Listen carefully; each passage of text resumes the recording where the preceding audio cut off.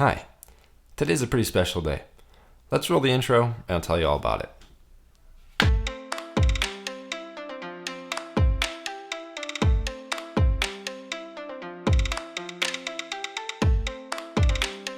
This is the Samsung Galaxy Z Flip 3 5G, and it's a bit of a mouthful, but it's the third generation of Samsung's folding devices. This is the flip, not the fold. It flips, it doesn't fold. It does fold, but it flips. It flips more so than it folds. Flip. And the main feature is that it condenses itself from the normal smartphone form factor down to a more manageable size, as opposed to the fold, which flips open into more of a tablet. Drop a like on this video and comment below if you want me to review that one next, because I just might. Now, I used to be a religious Android user before I switched to iPhone a few years ago. But the last time I used Android was when Samsung had their TouchWiz software, and even after that I used just stock Android on the Pixel. So I'm super curious to see how the software has evolved and changed with this newest edition Galaxy device. Now, this phone costs $1,000, which a lot of people may scoff at, but to be honest, that's not bad at all for a phone that does this. Kind of cool. In years prior, the first and second generations of this phone costed upwards of $1,200, $1,300, $1,400. So the fact that Samsung was able to make so many refinements and improvements on this device to make it actually usable for most people at a price tag that's relatively affordable is quite impressive. They say third time's a charm, and I think that's absolutely true when it comes to this device. 3 iterations later, Samsung finally nailed it, and it's finally a device that's ready for most consumers. First, I'm going to give you my impressions, and then I'm going to give you my thoughts after using it for a few days and whether or not I'm going to stick with using it as my daily driver. Oh, and if you guys are enjoying this video, then a sub to the channel would be flipping fantastic. Mr. Who's the Boss reference. My first thought when I took it out of the box is, wow, this feels premium. The weight, I wasn't expecting the weight. It's a very heavy device for what you get, especially when it's compacted and folded down. It's just very dense and very heavy, and it feels very strong. I was expecting something a little more flimsy or lightweight. With not having a glass screen and having the ability to fold, you kind of expect something a little bit lighter, but this is honestly surpassing my expectations as far as the weight goes. It's a very hefty and very durable phone. I wouldn't hesitate to toss it across the room, but I'm not going to. Samsung really cut no corners when they were building this phone. That hinge, that screen is just impressive. The way it will hold any angle all the way up to open. It's incredible. And my second thought with this was, holy cow, the color. I didn't think I could actually like the way a color feels, but I like the way this color feels. It's honestly very, very nice. It's a matte black, and it just feels grippy. It's very soft and smooth, as opposed to a glass feel like on the iPhone.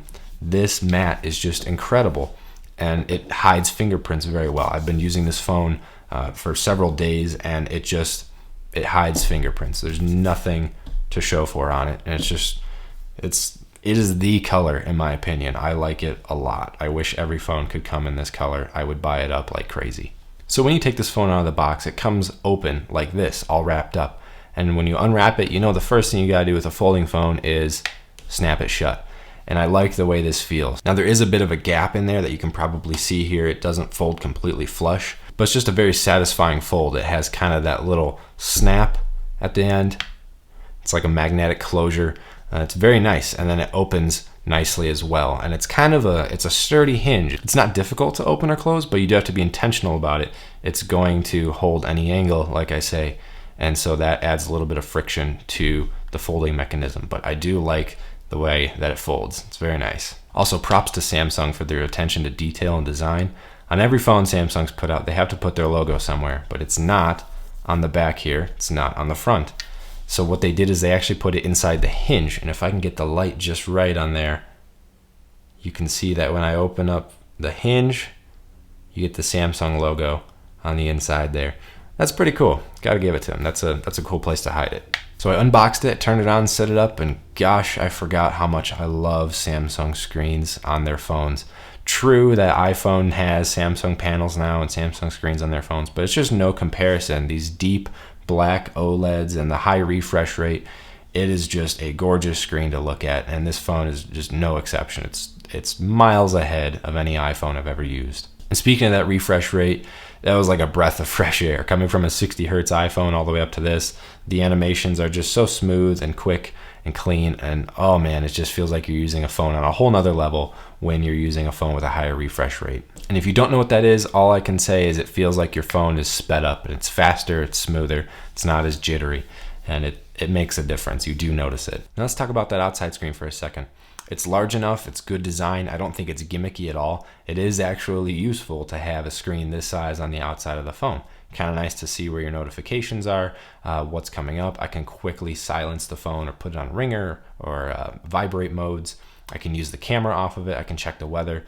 It is quite nice to be able to have this screen without having to unfold the phone just to check something quick and simple. You have access to it right there on the outside. So that's kind of nice. I got to give them props for putting that screen together. All right, let's switch gears to software for a second. I am blown away by Samsung's One UI. Like I said, the last Samsung interface I used was TouchWiz, and that was subpar at best. But I'm actually quite impressed with the way Samsung has integrated native Android with their own system. To me, this is a really good crossover between a stock Android phone like a Pixel and the simplicity and the elegance of an iPhone.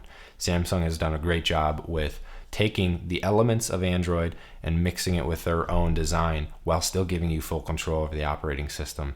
And I really like it, I dig it. So all these things are super great. It's finally an affordable folding smartphone, which is awesome. It's awesome that we actually have access to that most people could pick one up if they wanted to. But for me, I will not be keeping it as my main device. So let's get into some of that. The very first thing that I noticed about 5 minutes after getting out of the box is when I'm unfolded into candy bar mode, let's say, slab of glass, I'm going to be typing, right? When I'm holding the phone out the bottom, kind of like this, I'm typing. The weight on the top feels too heavy. It doesn't feel balanced enough. So as I'm holding it and typing, it feels like there's too much weight up here and the phone is like tipping out of my hand. So that was something that was kind of annoying to me, is that I can't type. I kind of have to like hold it higher or like hold it with one hand and then type down here with the other hand. It was just weird, and I don't know how else to explain it other than that. You'll have to get your hands on it if you're considering buying this phone, but that was something I did not expect, is the weight feels like it's just a little too heavy at the top, that it was tipping backwards. So that's something that was kind of a knock for me. And then the second thing, which is kind of ridiculous because it's the whole point of the phone, is the fact that I had to unfold it every time I wanted to use it. Now, yes, we do have the outside screen to see my notifications, and that's great if it's something I'm not interested in. I can swipe it away or just be aware that it's there. But a lot of times it was my wife texting me or something like that, something that I'm going to want to take action on. And you can't do that from this screen here. So you have to tap on it and then open the phone anyway. So I found myself constantly having to open the phone and get into it. And then the second part of that is the fact that the biometric scanner is on the power button here on the side, on the fingerprint reader. I don't know if you can see that or not. So I have to scan my finger, any finger I have set up, and that's kind of annoying. It's like a 2 or 3 step process. So if I get a notification, I have to open the phone and then scan my fingerprint to let me in. And as somebody that's been used to Face ID, I just pick my phone up and I'm in without thinking about it. This created a lot of friction, and it's something I'm not a fan of. Now, I do know that Samsung has the face recognition feature in the camera, but that is just not as secure. I mean, they even have a disclaimer on there saying you can use a photograph to fool it, so be careful with it. So the basic gist here is, if you want security, it's not convenient with this form factor. So, okay, that's fine. I'll leave it laying open most of the time. I'll lock it, and then I can pick it up and be able to get into it just like a regular phone. But then at that point, what's the point of having a folding phone? That's kind of the whole purpose. So just the folding and unfolding constantly gets to you after a while. It's cool in the beginning, but after a while, you just want to get into your phone, and having to do this whole exercise of unfold and unlock, it gets to you. And speaking of the power button, which also doubles as a biometric fingerprint scanner, I'm also not happy with the placement of the volume rockers. Now, it's nice when it's folded up like this, you have, easy access to them. But when you're unfolded in candy bar mode, they are so high up on the screen. So if you're looking at that, the volume rockers are way up here at the top. And I found myself having to readjust my grip to just jump for the top of the phone every time I had to change volume on something. And I would just so much prefer that they would be on this side. It really changes the experience when your volume buttons are up above your power button. It's kind of a ridiculous design in my opinion, but maybe there's a reason they did it. I don't know. I would just prefer something else. Next is battery life. And honestly, it's not as good as it has been on my 12 mini. I found myself always reaching for a charger in the middle of the day just to top off. And I understand that when you first get the Samsung or any Android phone, it has to learn you for a while. It has to learn your usage habits, your charging habits to be able to better optimize battery life. But the fact and the reality is that Android just has more background processes running, so that it's going to use more battery as opposed to the iPhone. So I found myself not liking the battery life that I was getting on this as opposed to my iPhone. Something I've seen a lot of people ask and comment about is that crease in the screen. And I'll see if I can get it to bend here in the light just right. There you go. You can kind of see it. It's not the biggest thing. To me, honestly, I don't notice it. When you're staring straight on at the phone, you don't see it that much depending on how the light's hitting it. And most of the time, my interactions with swiping around and gestures are on the bottom there. Don't really notice it that much. You know, even when you're watching content and it's sideways, you do see it a little bit, but you just kind of ignore it, just like the hole punch or a notch. Your brain sees it, but then eventually you just forget about it and you move on. So not that big of a deal for me. But every time your finger moves over it, you're definitely reminded that it's still there. You can definitely feel it. And speaking of the screen, I know I said I love the screen. I do. I love the OLED. I love the technology. It's very pretty to look at. But because it's a folding phone, it can't be a glass screen. So it's a type of a plastic or a silicon. And that creates a couple problems for me. First off, Samsung actually applies a factory installed screen protector on this, which is great to help protect from scratches and dust and things getting in there. It has to stay on there. If you remove it, I don't know if it does something to the warranty or whatnot, but it will affect the longevity and the life of the phone. So I'd leave it on there. But that screen protector kind of bugs me. It's kind of cheap. It's not placed quite right. It's just a little bit, I don't care for it. And on top of that, it's a huge fingerprint magnet. As opposed to glass, which collects a certain amount of fingerprints that we're used to. This, for whatever reason, it's just fingerprint city. After any amount of use, you'll just get fingerprints all over the thing. And it's just kind of an annoyance to me to have a phone that's this expensive, but a plastic screen. One final thing for me is the dust and water rating. I believe it's rated at IPX8. And the X just means that for dust, there is no rating. So it is actually very, very susceptible to dust getting in there and breaking it. Water, no problem. You can stick it under water and dunk it. It can get soaked. It can get wet. That's no big deal. But dust will kill this thing. And I've seen and read about it that if you get any amount of dust kind of underneath the screen there in the creases, it'll destroy the screen and it'll break your phone. That to me is a huge deal breaker because quite honestly, I live in a place that's pretty dusty. There's a lot of sand that blows around. And on the weekends, I make a lot of sawdust and my iPhone is just constantly covered in dust if I'm outside or doing something. This, I don't think would survive at all. And that's just the reality of it. And I've spent a lot of time kind of looking into the crease there to try to see, is there a way that dust could conceivably get in? At the naked eye, no, it's actually pretty sealed, pretty good, but still, I don't trust it. Samsung didn't even rate it to have a dust rating. So that to me is a big, big deal breaker. Now, I really hate to complain about this phone. I really do. I think it's awesome. It's a cool piece of tech. It's finally affordable for most people. And it's groundbreaking. It's revolutionary. I mean, look at it. It's a folding screen. That's pretty awesome. But for me, there's just those compromises that I mentioned that based on how I use my phone every day, it's a bit of a deal breaker for me to be able to use this. But who is this phone for? If it's not for me, then who is it for?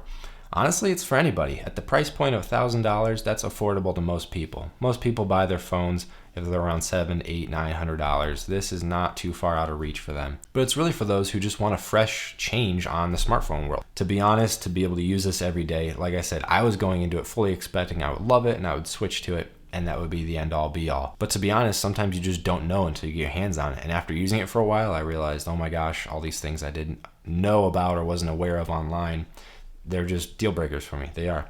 So that being said, I think it's a cool phone. If you're interested in it, definitely go try to check it out. Through Samsung's website, you can actually order this and get a free trial basically for 21 days. They send you the phone, you keep it for 21 days, you don't pay anything. If you send it back within that time, then you don't pay anything. If you keep it, then they'll charge you. It's like a payment plan for $300 a month for 3 months. And that's what I did for this. I was figuring if I like it, I keep it. If not, I'll get rid of it. And honestly, it's not my favorite thing. So I'll send it back at no cost, which is fine. And now I know and I can share that with you, which is awesome. But it is a cool phone. I do enjoy the form factor. I like having a smaller phone. I can just slip in. You know, my wife appreciated it. It's something that you could just she could throw in her purse or something if she wanted. It is nice to have that form factor, but the compromises you get with everything that I mentioned above, for me, it just doesn't work. But let me know your thoughts. I really want to know what you guys think of this phone. It's a new piece of tech. Everybody's interested in it at first, and I just want to know. Maybe you're using it, maybe you're trying it out. Let me know your experience and your thoughts. Thank you so much for watching, and I'll see you in the next one.